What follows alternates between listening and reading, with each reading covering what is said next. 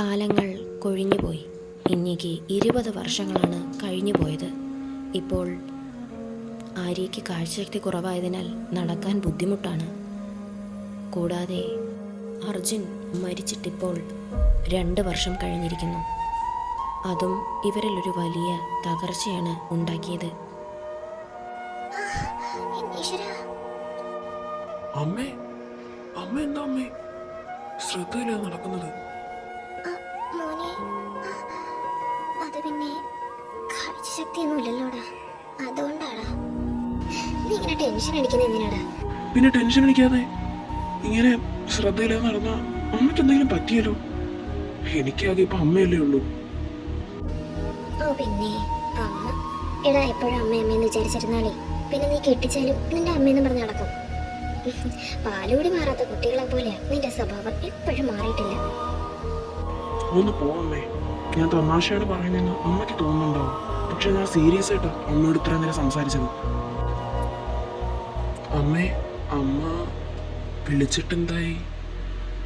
Call എടുത്തടാ, അവക്ക് സുഖമാണെന്ന് പറഞ്ഞു. എന്നിട്ട് കോള് വെക്കുകയും ചെയ്തു. അതെന്താ അമ്മ അങ്ങനെ? അറിയില്ലടാ, ചിലപ്പോ വല്ല തിരക്കും കാണാം. ഓസ്ട്രേലിയയിലല്ലേ അവരിപ്പോ നിക്കുന്നേ. എന്നാലും അമ്മേ, വിളിച്ച സ്ഥിതിക്ക് അവളെ കുറിച്ചുള്ള വിശേഷങ്ങളൊക്കെ ഒന്ന് പറഞ്ഞു തന്നുണ്ടായിരുന്നു അവർക്ക്. അതൊന്നും സാരമില്ലടാ. എന്ത് സാരമില്ലെന്ന്? അമ്മ എന്താ അമ്മ ഇങ്ങനെ നിസ്സാരം പോലെ സംസാരിക്കുന്നേ?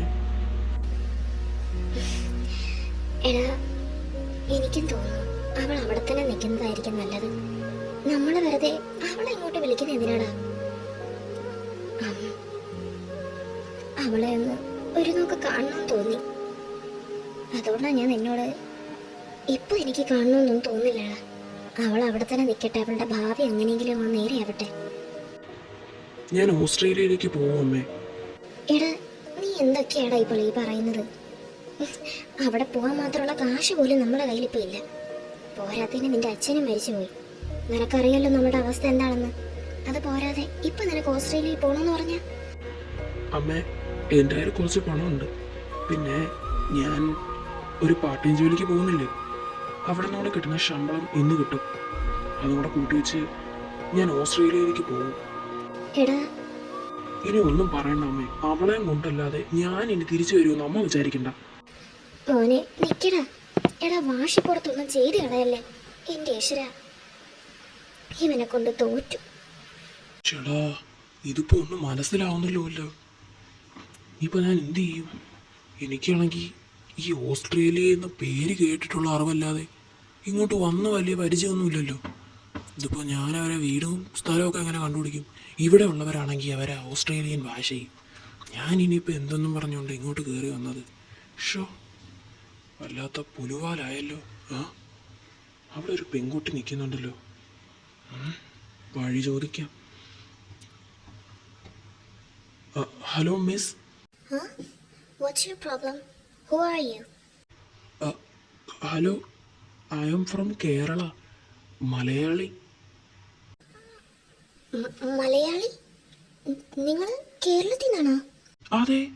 കുട്ടിക്ക് മലയാളം അറിയാമോ? Thank you. ഞാൻ കുറച്ചൊരു തിരക്കി വന്നതാ. ആരെ? നിങ്ങൾക്ക് ആരെയാ കാണേണ്ടത്? അത് പിന്നെ നിങ്ങൾക്ക് ഈ അമ്മു മോഹൻ എന്ന് പറയുന്ന ആൾക്കാരെ അറിയാമോ? അവർക്കൊരു മോളും ഉണ്ട്. സംഭവം അത് പിന്നെ ആ പെൺകുട്ടി എൻ്റെ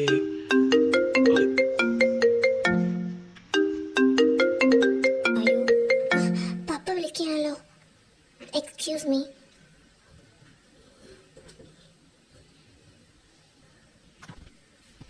ഹലോ പപ്പ.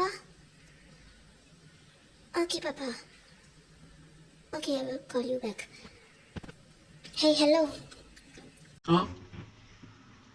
അല്ല, ഞാൻ ചോദിച്ച ചോദ്യത്തിന് എനിക്കിപ്പോ പോണം.